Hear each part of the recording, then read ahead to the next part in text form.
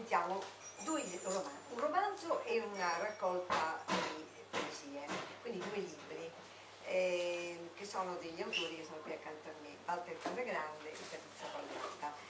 È molto bello questa simbiosi, questo fatto che due autori insieme collaborino proprio per presentare i loro testi e le loro opere. Ecco, questa è una cosa molto bella perché di solito c'è un egocentrismo da parte degli autori, in questo caso invece no, sono due persone veramente molto grandi e molto sensibili. Ecco, oltretutto la cosa che li accomuna è il fatto che la Patrizia ha anche curato la prefazione del libro, quindi c'è un'ulteriore simbiosi, un'ulteriore sintesi tra loro. Allora, il libro di Walter Casagrande si intitola Il buio del silenzio, ha una bellissima copertina. Ovviamente è, diciamo, tendenzialmente un romanzo fantasy, ma ha alcune parti, e questa è la caratteristica principale e particolare, di contenuto quasi sociale. Ci sono delle citazioni, dei riferimenti. A parlare della geniocrazia, cioè quella cosa che noi diciamo, sì, che cos'è?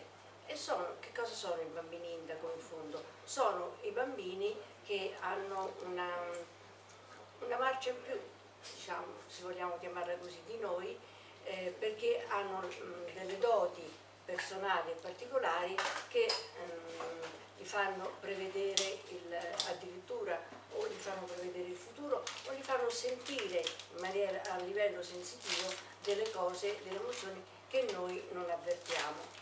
E quindi questo è molto importante. Quindi tutto questo sentire così in modo diverso potrebbe creare appunto questa geniocrazia. Che cosa è la geniocrazia?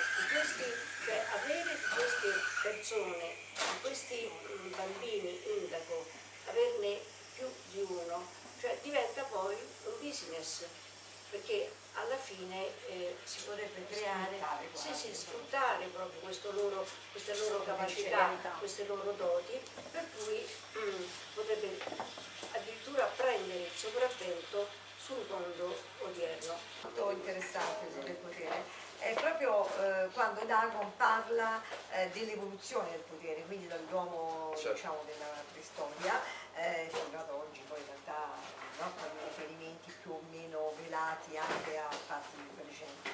Ecco, ma gli uomini politici o gli uomini che hanno fatto la storia,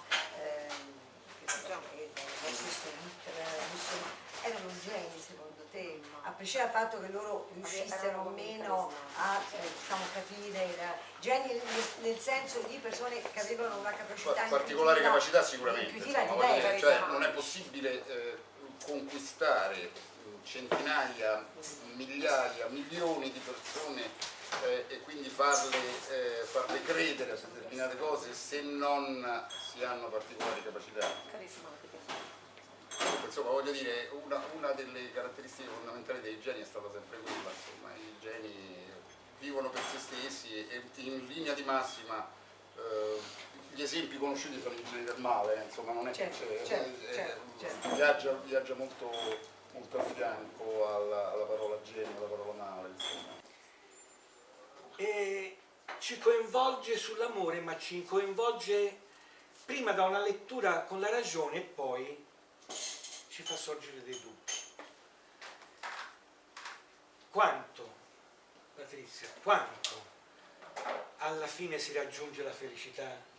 Dove, quando, se, come, quando, con l'amore? Perché poi non ci risparmia niente, Patrizia, né a sé né agli altri. Ma c'è una cosa straordinaria, non tace nulla sull'amore. Non lo tace, non ci tace e ci lascia anche tanti spazi per leggerlo e interpretarlo. Non è solo forma la scrittura sull'amore di Patrizia, è sentimento, pensiero, cuore, qualche volta anche rabbia, ma non la traduce mai in rabbia. Ce la fa intravedere, è traslucida. Poi la fa scorrere, questo fiume dell'amore lo fa scorrere e senza abbandonarsi a un perdono che è perdonismo, ma guardandolo con gli occhi dell'amore, ma senza farsi illusioni. E cosa ci dice questo? Anche negli anni avanzati si trova l'amore. Così è l'amore, nodo primordiale dell'essere. Muove passi auratici, fra spini e sterpi, riempie pagine di poesia, dove il vento si assopisce. Così è l'amore. Segue la meteora delle nostre trame di pensiero, subisce stenti, mentre si confonde tra le onde di lauro e sconfina tra passioni di fragile giada. Così è l'amore. Si innalza olente ma tragico, respira il rancore, se non trova un nido speculare.